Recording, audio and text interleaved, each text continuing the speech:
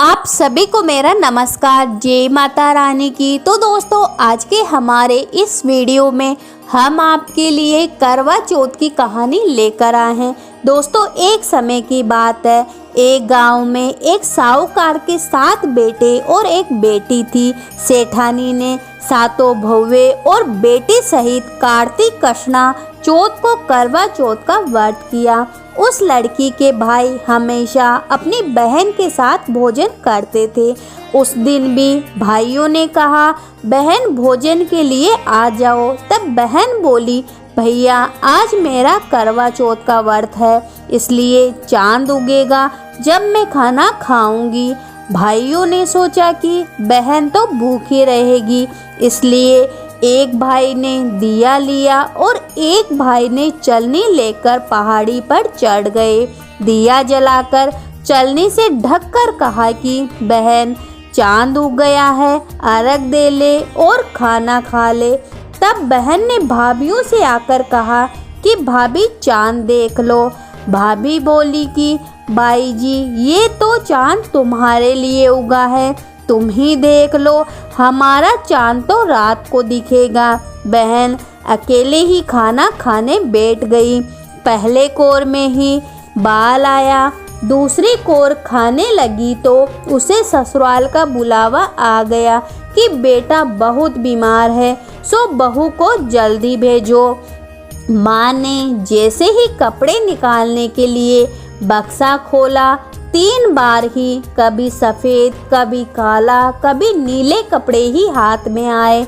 माँ ने एक सोने का सिक्का निकालकर पल्ले से बांध दिया और कहा कि रास्ते में सबके पैर छूती जाना, जो भी तुझे अमर सुहाग की आशीष देवे उसको ही यह सोने का सिक्का निकालकर दे देना और पल्ले से गांठ बांध लेना।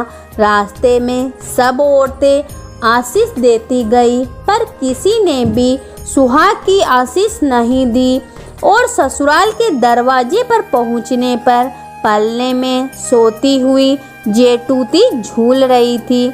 उसके पैर छूने लगी तो वह बोली कि सीली हो, सपूती हो, 7 पूत की माँ हो। यह वाक्य सुनते ही उसने जल्दी से सोने का सिक्का निकालकर उसे दे दिया और पल्ले से गांठ बांध ली। अंदर गई तो पति मरा पड़ा था।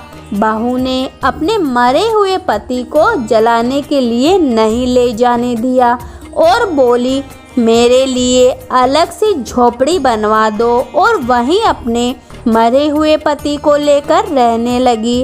रोज सासू बची कुची ठंडी बासी रोटी दासी के साथ भेज देती और कहती, जा मुर्दा सेवनी को रोटी दे आ। थोड़े दिन बाद माघ की तिलचौथ आई और बोली, करवा पिला तू करवा पिला, भाइयों की प्यारी करवा ले, दिन में चांद देखने वाली करवा पिला। जब वह बोली कि हे चौथ माता जी, मेरा उजड़ा सुहाग तो आपको ही देना पड़ेगा, मेरे पति की को तो जिंदा करना ही पड़ेगा, मुझसे गलती हुई है, मैं पश्चाताप करूंगी, मैं आपसे माफ़ी मांगती हूँ। तब चौथ माता जी बोली, मेरे से बड़ी बैसाख की चौथ माता आएगी, वो तुझे तेरा सुहाग देगी। इस तरह बैसाख की चौथ माता आई। उसने कहा कि भादवे की चौथ तुझे तेरा सुहाग देगी। तब कुछ दिनों बाद भादुड़ी चौथ माता स्वर्ग से उतरी और वही सब बातें कहने लगी। तब उसने चौथ माता जी के पांव पकड़ लिए। चौथ माता जी बोली कि मेरे ऊपर सबसे बड़ी कार्तिक की करवा चौथ माता है, वही तेरे से नाराज हुई है। यदि तूने उसके पैर छोड़ दिए तो फिर कोई भी तेरे पति को जिंदा नहीं कर सकता है। कार्तिक का महीना आया, स्वर्ग से चौथ माता उतरी। चौथ माता आई और गुस्से से बोली, भाइयों की बहन करवा ले, दिन में चांद उगाने वाली करवा ले, व्रत भांडनी करवा ले।